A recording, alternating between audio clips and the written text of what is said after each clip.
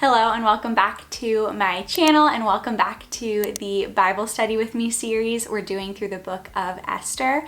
Today's video we're going to be covering Esther chapter 3, but if you're just stumbling upon this video, if you didn't know, we already did videos covering Esther's chapter 1 and 2, so make sure you go back and watch those before this one if you haven't already, because we cover the context of the book of Esther and also the story up until this point. So a little refresher on the context of Esther.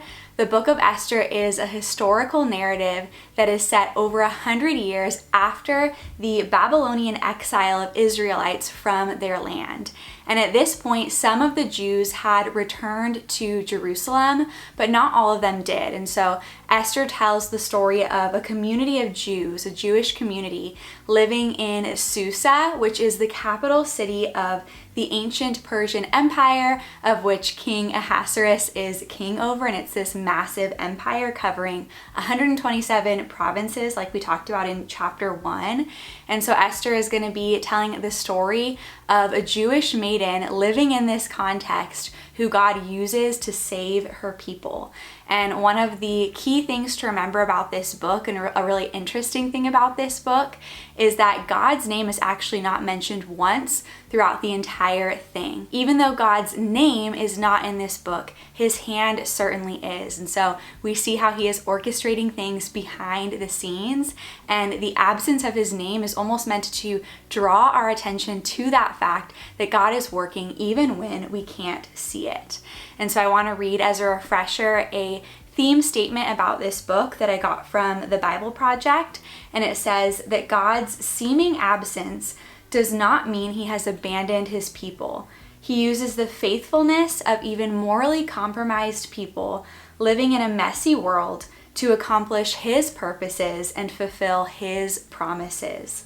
This book asks us to trust God even when we can't see him working, and to hold to the confident hope that no matter how bad things get, God is actively working to redeem his world. And so once again, that statement is from the Bible Project, and any resources I reference in this study video, whether sermons, commentaries, my Bible, highlighters, journal, any of that, all of that is linked down below as always. And so let's get caught up on the story so far, what has happened so far. So we've got King Ahasuerus, also known as King Xerxes, and he again is king of this huge Persian empire, and so he holds this 6-month party essentially to display his greatness. And as a part of this party, as it's coming to an end, he asks his wife, Queen Vashti, to parade her beauty essentially in front of his drunk friends. And Vashti refuses. We talked more about why and what might have been going on there in chapter 1. But the result here is that the king isn't happy, and Vashti is ordered to never again come before the king. And it's decided that her position, her role of queen, must be given to someone who is, as they put it, better than she. And so then between chapters 1 and 2, we actually have this 4-year period, and it's believed that King Ahasuerus was maybe off trying to invade Greece, because history tells us that would have happened around this time. He comes home and he remembers everything that happens with Vashti and essentially conducts this beauty contest that is drawing 400 women from among the empire. And these women go through these beauty treatments for 12 months, and then each of these women spend a night with the king, and through this process the king is going to pick who he wants to be the new queen. And so in all of this we meet Esther, and Esther immediately wins favor with the eunuch who was in charge of the harem, and then also favor with the king. And towards the end of chapter 2 we see that she is crowned the new queen.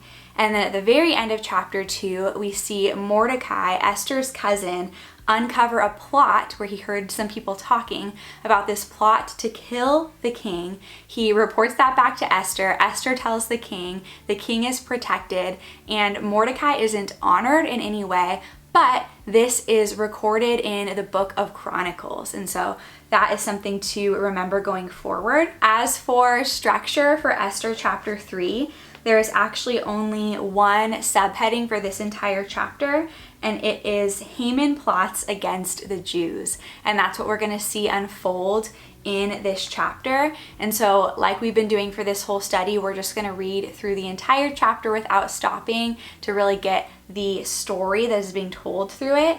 And then we'll walk back through and unpack it and kind of glean those biblical principles. And as a reminder, in the chapter 10 video, we're going to be doing a long, comprehensive list of all of the biblical principles that we've been gleaning from the book of Esther, so something to look forward to there. If you haven't already, please be sure to subscribe to my channel. If you enjoy doing these Bible study videos, I also do Christian lifestyle content, and then maybe share this video with a friend who you think would like to go through this study as well. And if you find it encouraging or helpful, or you've been enjoying this study, please be sure to give this video a thumbs up, because that's a huge way that you can help to support my channel as well. But without further ado, let's go ahead and get into it. If you have a Bible, turn with me to Esther chapter 3. Verse 1.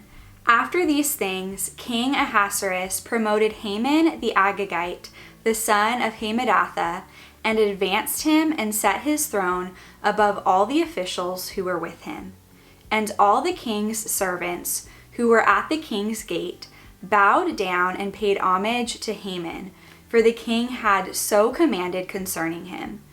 But Mordecai did not bow down or pay homage. Then the king's servants who were at the king's gate said to Mordecai, "Why do you transgress the king's command?"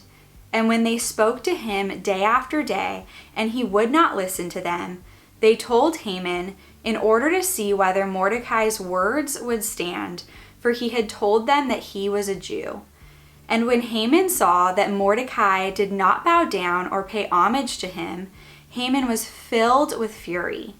But he disdained to lay hands on Mordecai alone.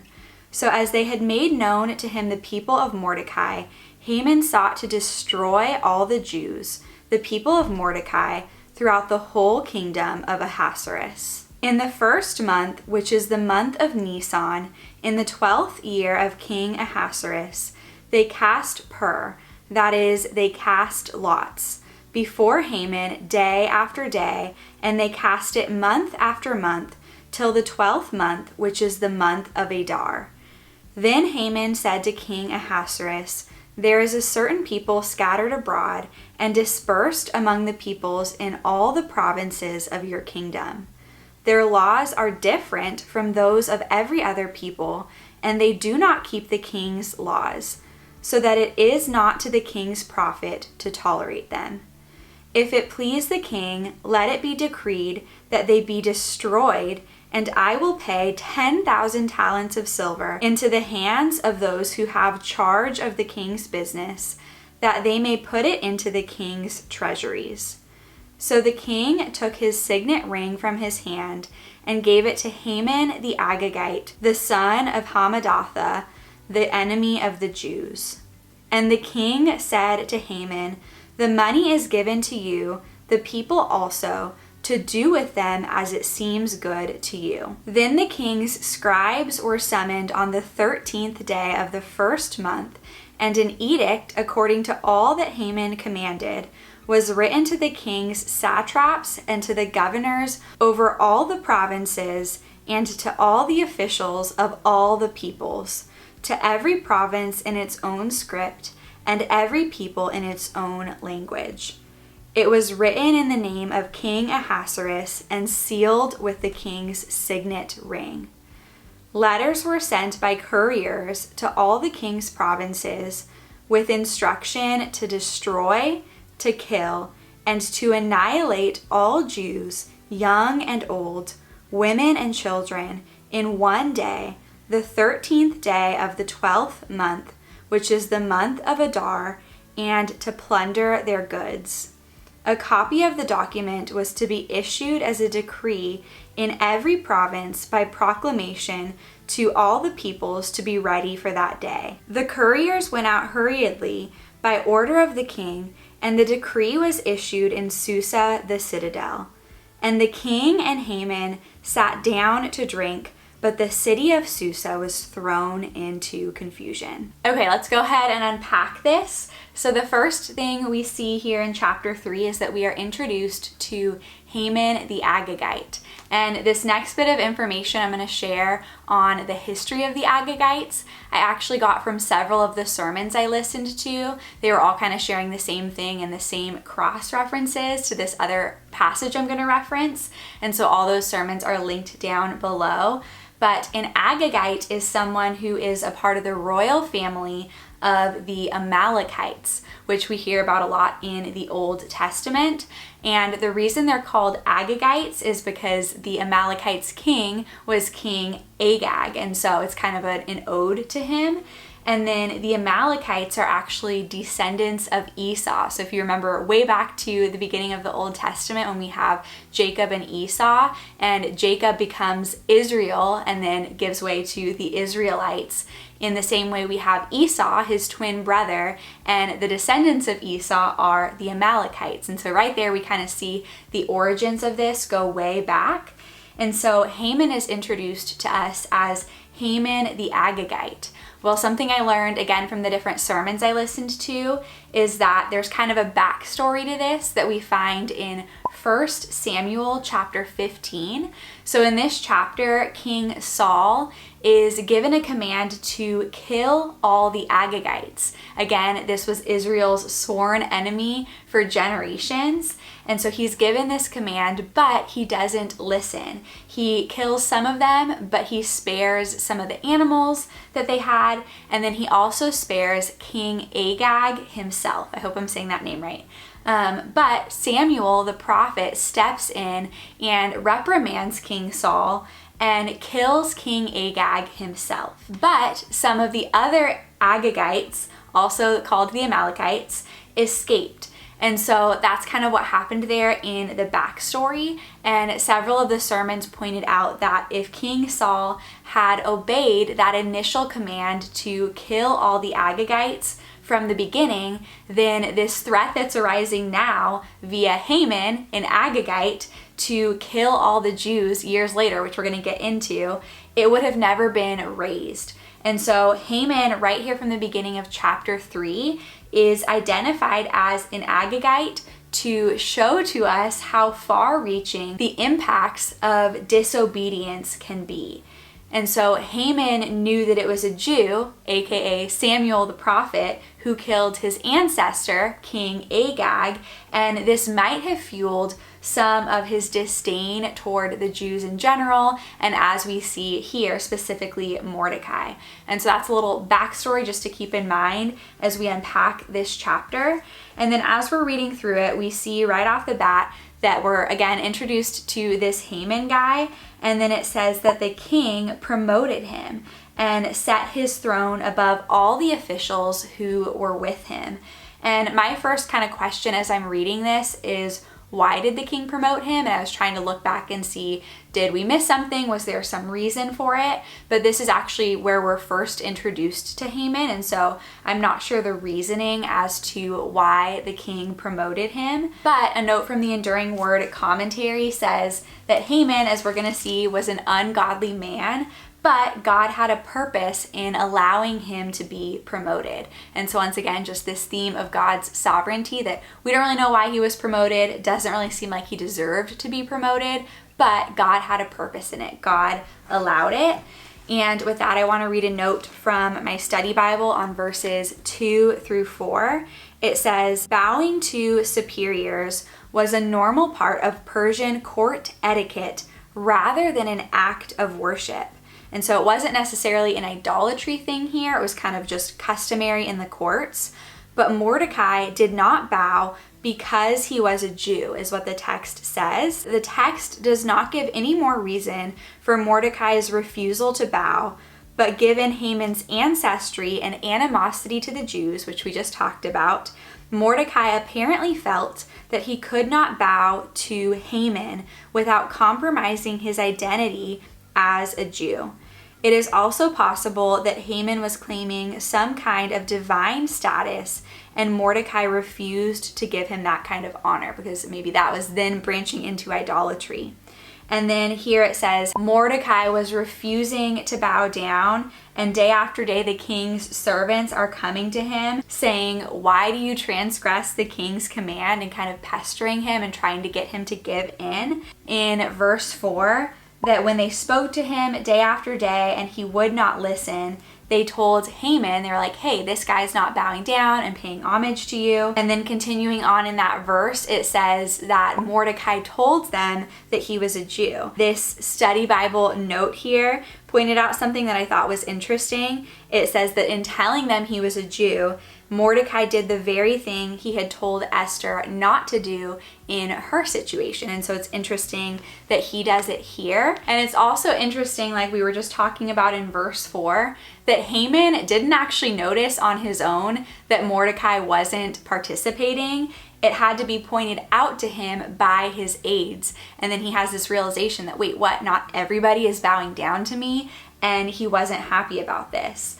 And so another note from the Enduring Word commentary says that Haman was an extremely proud and insecure man. He could only consider himself a success if everyone thought that he was a success. And so the fact that there is this one guy, Mordecai, who is not bowing down to him and refusing to pay homage did not sit well with Haman. And there's just this impression here that he's just desiring this glory on himself, and he's not okay with even one person not choosing to give him that.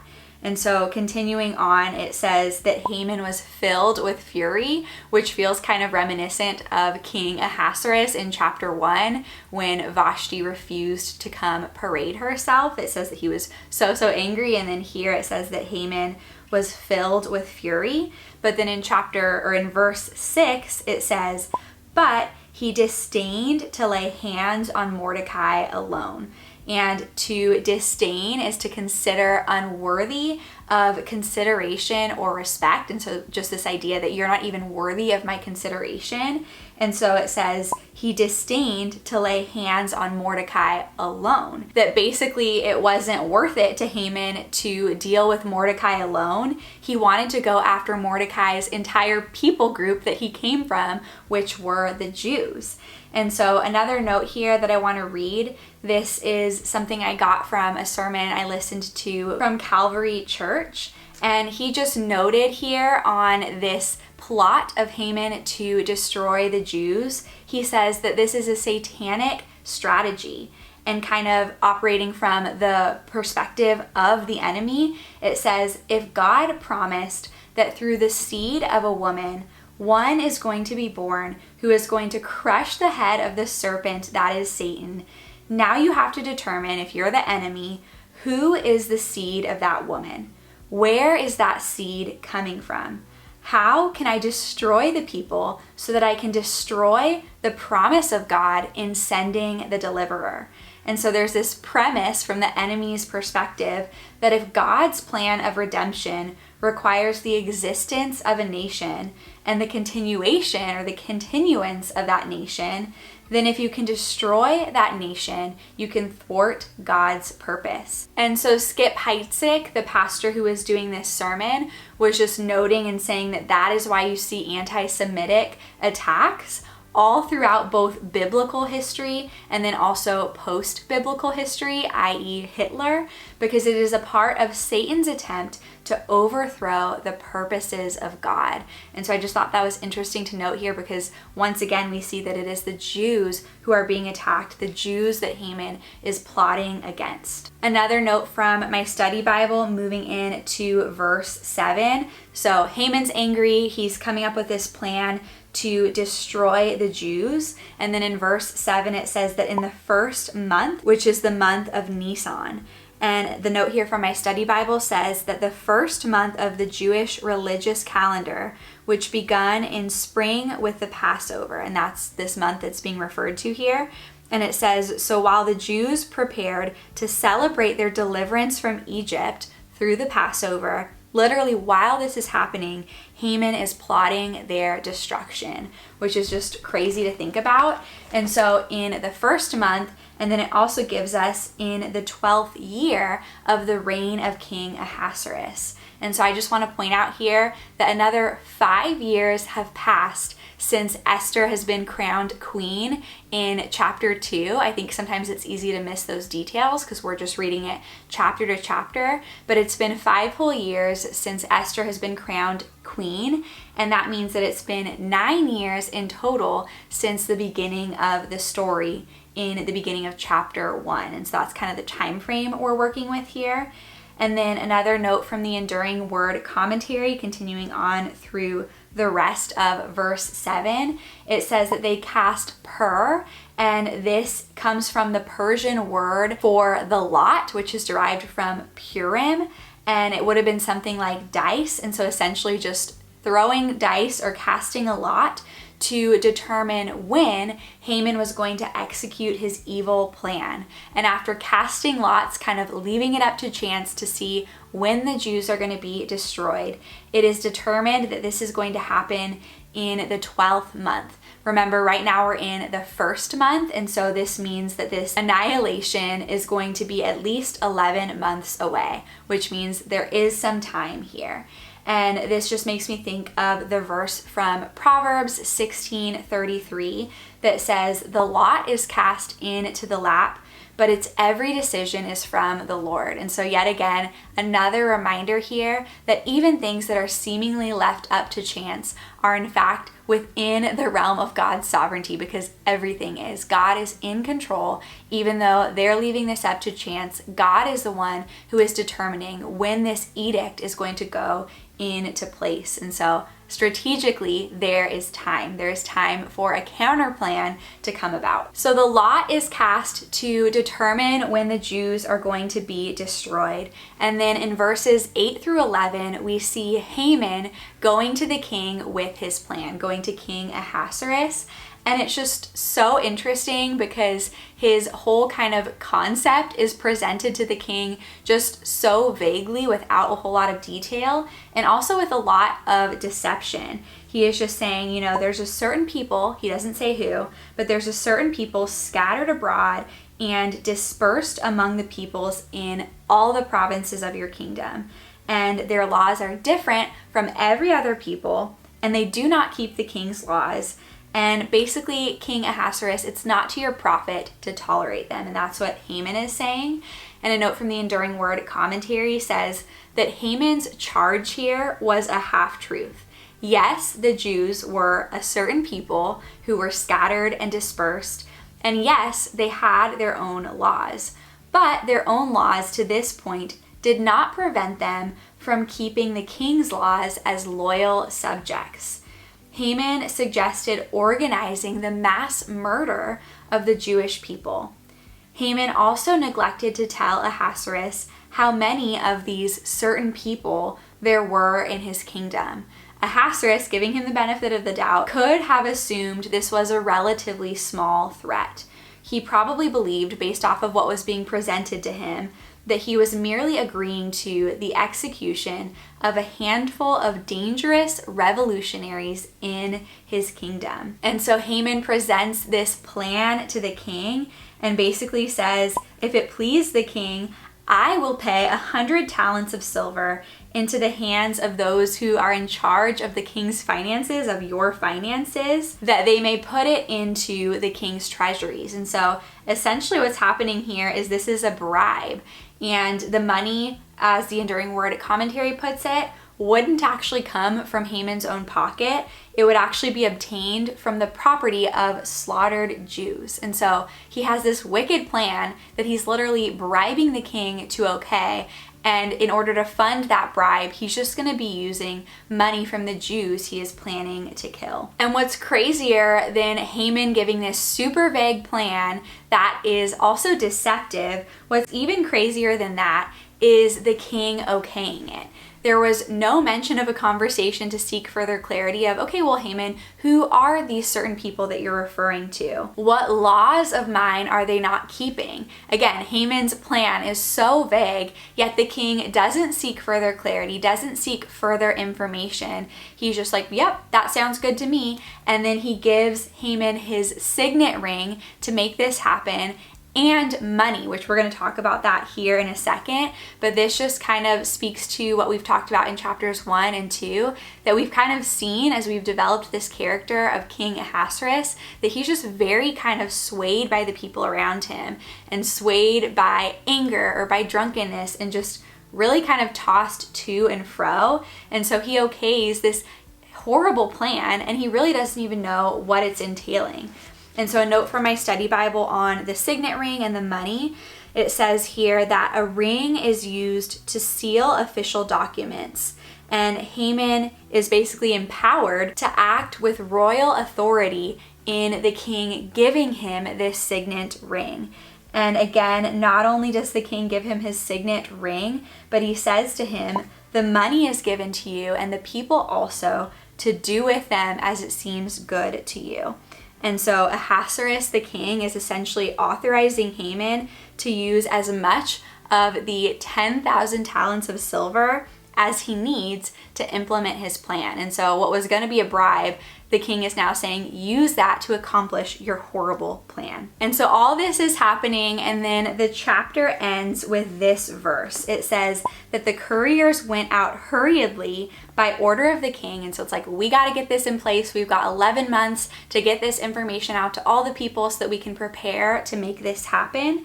And so they went out quickly to get this word out. And the decree was issued in Susa, the citadel. And then there's this crazy line here at the end that says, and the king and Haman sat down to drink, but the city of Susa was thrown into confusion. And so we have this picture of the king and Haman almost celebrating here, thinking they've done this great work, sitting down to have a drink, and possibly King Ahasuerus is kind of oblivious to what's actually happening, but Haman knows exactly what is happening, and they're sitting down to have a drink to celebrate it. But then it says the city of Susa was thrown into confusion. One final note from the Enduring Word commentary is it says that the citizens of the empire knew the Jewish people who lived among them and knew that they were good citizens who caused no trouble. Therefore, they were confused that such a decree came forth, declaring that these Jews were dangerous enemies. And it just blows my mind to think about what it would have been like to be a Jew in that time, having this edict go out that's basically decreeing your murder at the end of the year, and yet your king is over here drinking to celebrate. And so that is where chapter 3 ends off, and we'll have to pick up chapter 4 to see what happens next. As we talked about before, we're not going to be doing a further study kind of journaling section for every single chapter of this study, because some chapters are just more narrative based and some have verses that we can really dig more into. And so we're not going to be doing that further study section time in chapter 3. But as always, I encourage you to just process, think about things that stood out to you, that you learned, little principles that you gleaned from this video, and pray through those. And as always, leave a comment letting me know any of those things that you learned or what stood out to you most. And then once again, give this video a thumbs up if you are enjoying this study. Thank you so much for going through Esther chapter 3 with me, and I will see you back here next week for Esther chapter 4. Bye.